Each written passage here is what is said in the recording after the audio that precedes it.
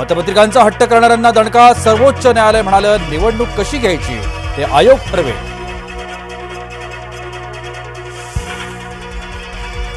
काँग्रेस येणार, संपत्ती लुटणार, पित्रोदा यांच्या वक्तव्याचा मोदींनी घेतला समाचार.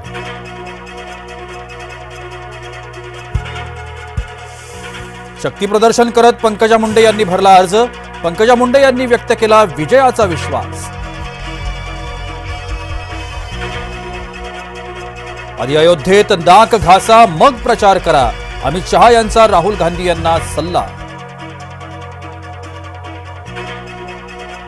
अमित शहा बंद दरवाजाआड शब्द देत नाहीत, मुख्यमंत्री एकनाथ शिंदे यांचं वक्तव्य.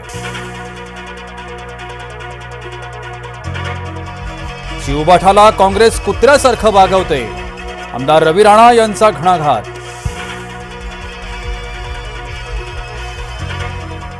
मातोश्रीतून बाहेर न पडणारे अमरावतीपर्यंत आले, नवनीत राणा यांचा उद्धव यांच्यावर हल्लाबोल.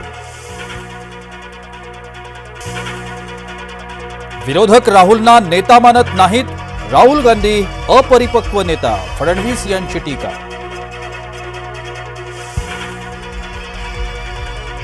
केंद्रीय मंत्री नितीन गडकरी यांना सभेत भोवळ आल्यानं गडकरी यांनी भाषण आटोपतं घेतलं, मात्र त्यानंतर दमदार भाषणाला सुरुवात.